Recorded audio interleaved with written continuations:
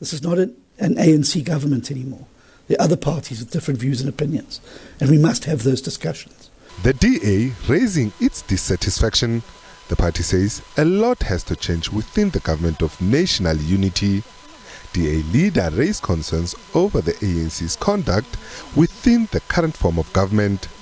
This comes after President Ramaphosa signed into law the expropriation bill last week Thursday. The expropriation bill is one of the bills that the DA opposed but was signed anyway. Steenhuisen says they joined the government of national unity knowing that there will be compromises reached from each side, while at the center of the GNU is to work together.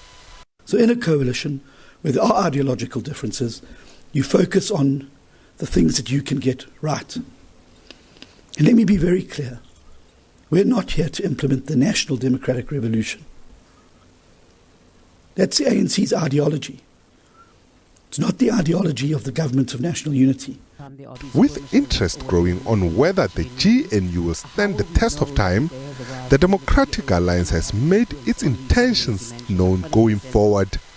We will continue to work as hard as we can and as constructively as we can with all parties to the GNU, including the ANC, and we hope to find consensus on the way forward. But I must make it very clear, and no one must be under any doubt, that we will not be taken for granted. We will not be reduced to being spectators.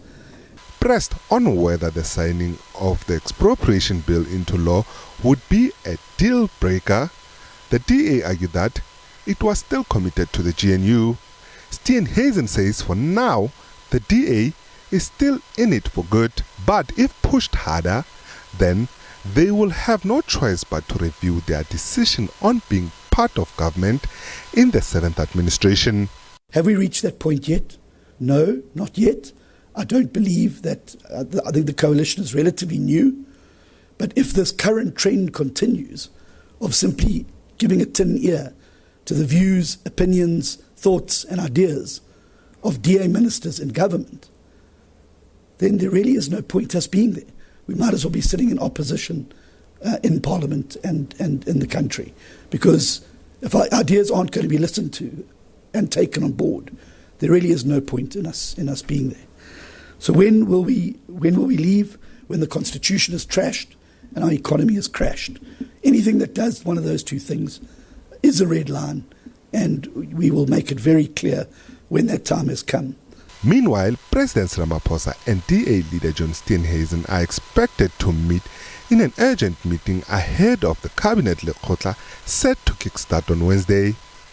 And on the agenda is to talk about how the lack of consultation affects the government of national unity. Nhlanhla Khatlhane, SABC News, Johannesburg.